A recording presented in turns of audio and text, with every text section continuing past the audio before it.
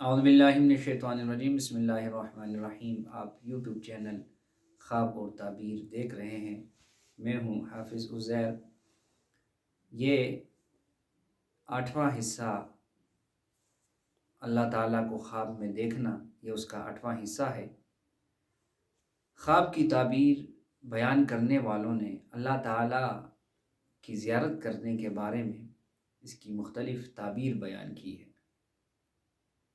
ابن سیرین رحمۃ اللہ علیہ کہتے ہیں کہ اگر کوئی شخص اللہ تعالیٰ کو خواب میں ایسی صورت میں دیکھے کہ کبھی نہ دیکھا ہو تو یہ اس کی فضل اور رحمت کی دلیل ہے، اور اگر وہ ایسے دیکھے کسی شخص کی صورت میں تو وہ شخص جو ہے غالب اور نامدار ہوگا۔ اور اگر غازی لوگ اللہ تعالیٰ کو خواب میں جہاد میں دیکھے، یعنی اللہ تعالیٰ کو خواب میں دیکھے غازی لوگ، تو یہ ان کی بخشش کی دلیل ہے۔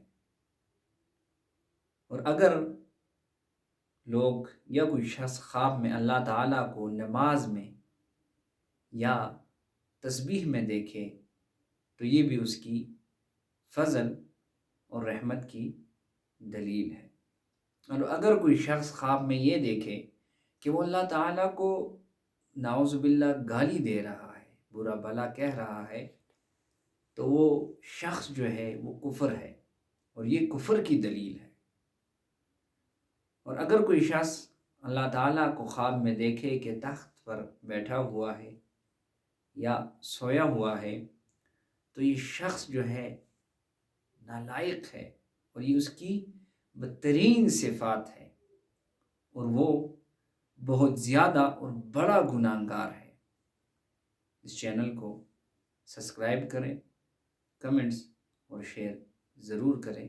وما علینا الا البلاغ المبین۔